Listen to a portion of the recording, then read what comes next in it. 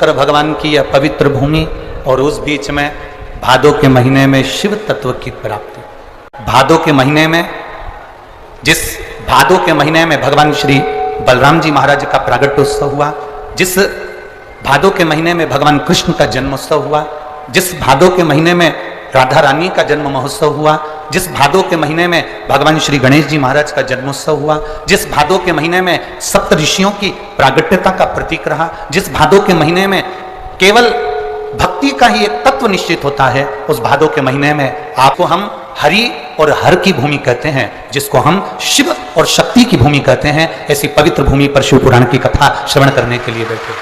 काम हो रहा है, मेरा क्यों नहीं हो रहा? तो विश्वास रखकर 5 सोमवार, 6 सोमवार, 7 सोमवार इसको कर देखिएगा। गणेश जी का स्थान जहां से पानी बहता है उसके सीधे हाथ पर, वहां पर एक बेलपत्र समर्पित कर थोड़ा सा जल वहां समर्पित करिए। षडानंद कार्तिकेय का स्थान एक बेलपत्र समर्पित कर थोड़ा सा जल वहां समर्पित करिए।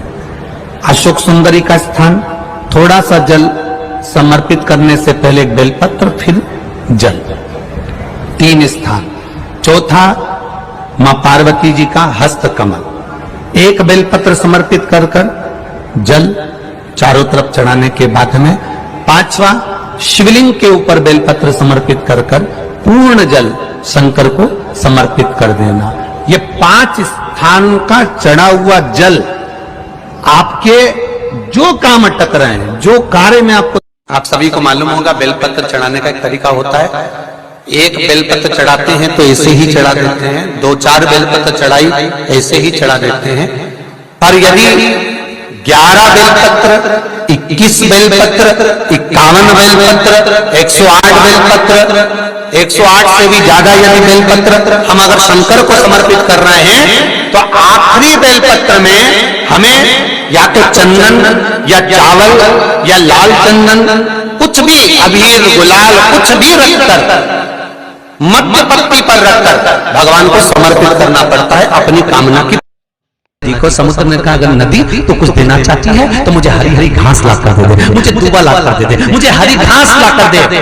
नदी ने कहा क्या रे समुद्र, मांगा भी तो घास, मांगी भी तो दूबा, मात्र दूबा, हाँ ला दे। नदी ने कहा पिलाई। नदी गई, अपने घाट पर दूबा लगी हुई थी। नदी ने अपने पानी से इतनी तेज लहर ली कि दूबा को तोड़ने लगी। जैसे ही नदी अपने पानी से, अपने जल से दूबा को तोड़ने के लिए पानी का वेग तेज करती है, उसी समय दूबा पानी के आगे झुक जाती है। जैसे झुकती है नदी उसको उखाड़ नहीं पाती है, फिर पानी उस पर गया, दूबा फिर झुक गई, पानी फिर गया, दूबा फिर झुक गई। दूबा घास उखड़ नहीं पाई, पूरी 3 दिन सत्यानाश मिल गया नदी का। आखिरी में समुद्र के पास जाकर कहती है समुद्र मैं दूबा मैं घास उखाड़ नहीं सकी। समुद्र कहता है हरी नदी तुझमें तो क्या दुनिया में किसी की सामर्थ्यता नहीं है कि जो माता पिता गुरु के आगे झुकने वाले को उखाड़ सके, किसी में दम नहीं है, ये किसी की सामर्थ्यता नहीं है कि झुकने वाले को उखाड़ दे। आप झुकते रहो, प्रणाम करते रहो, नमन करते रहो, साष्टांग करते रहो, आप परमात्मा के आगे झुकते रहो, गुरुजन के आगे झुकते रहो, बड़ों के आगे झुकते रहो। जिंदगी में किसी में दम नहीं है कि आप उखाड़ सकते। झुकने की आदत तो डालो, प्रणाम करने की आदत तो डालो। नमन जिसके हम पांव पड़ते हैं, ठीक है, जिसके हम पांव पड़ते हैं वो बड़ा होता है कि जो पांव पड़ रहा है वो बड़ा होता है। बहुत अच्छे से उत्तर देना, सोच विचार कर देना। तुमने खूब कथा सुनी है, दिल से देना। जिसके हम पांव पड़ते हैं, जो झुका है, जिसने प्रणाम करा है, जिसके पांव पड़े जा रहे हैं वो बड़ा नहीं है। बड़ापन उसकी है जिसने नमन किया है, जिसने झुका है, जिसने प्रणाम करा। बड़ापन उसका है, उसकी धैर्यता देखो, उसकी प्रफुल्लता देखो। छोटा है, जिसको प्रणाम किया जा रहा था वो तो छोटा है, बहुत छोटा था, इसलिए उसके पास देने के लिए कुछ नहीं था। उसने केवल आशीर्वाद दे दिया, आयुष्मान लौट जाए। पर उससे ये तक नहीं बना कि झुकने वाले को गले से लगा लेता, उठा लेता, बैठ मेरे पास, मेरे नजदीक। कागज बदलते हो तिजोरी के अंदर का, तो ईमानदारी से बोलना। तिजोरी को जब साफ करते हो तो नौकर से करवाते हो कि तुम करते हो? अरे बोलो जम के, अच्छे से बोलो। तिजोरी साफ कौन करता है? नौकर के तुम? जिस तिजोरी में धन रखते हो, जिस तिजोरी में तुम लक्ष्मी रखते हो, उस तिजोरी को तुम साफ करते हो। घर का तुम अपने बेटे तक पे विश्वास नहीं करते, बहू पर विश्वास नहीं करते, खुद बुढ़ा पर भी साफ करते हैं, स्वयं साफ करते हो, किसी पर विश्वास नहीं है। तो जब घर की तिजोरी तुम साफ करते हो तो घर के माता पिता भी वो तिजोरी हैं जिसकी सेवा बेटों और बहुओं को करना चाहिए, क्योंकि रखी हुई तिजोरी का माल तो एक दिन समाप्त हो जाएगा, पर बूढ़े माँ बाप का अगर आशीर्वाद मिल गया तो घोड़े के भी दिन फिर जाएंगे और करोड़पति बन जाएगा। बड़ी बीमारी भी दिख रही है कि शरीर के अंदर आ गई, थोड़ा दिन दुर्वा को लाइए। क्या लाओगे? जम के बोलो जरा। दुर्वा। दुर्वा देखिए सब लोगों ने, दुर्वा। दुर्वा के नीचे का जो भाग होता है, जब आप दुर्वा तोड़ेंगे तो ऊपर हरा हरापन रहेगा, नीचे थोड़ा थोड़ा हल्का हल्का सा पीलापन रहेगा, सफेदपन रहेगा, रहता है उसमें। दुर्वा को तोड़ते हैं तो जब दुर्वा आप लेकर जाएं, देवादिदेव महादेव की अशोक सुंदरी वाली जो जगह है, उस अशोक सुंदरी वाली जगह पर 7 दुर्वा का बल आप अशोक सुंदरी वाली जगह पर किसी भी सोमवार को समर्पित करें और उस दुर्वा को उठा कर लिया। 7 दुर्वा 7 दिन तक उसको गीले कपड़े के अंदर अच्छे दबा के रख लें और 7 दिन एक दुर्वा प्रतिदिन खाली पेट उसको खाना चबा चबा कर प्रारंभ करिए। और शरीर में अगर कमर में भी दर्द है, घुटने में भी दर्द है और पीठ में कंधे के पास अगर दर्द है, 7 दिन खाकर देखा। ये दुर्वा जो उत्पन्न हुई है, इसमें इतना बल कहां से आ गया?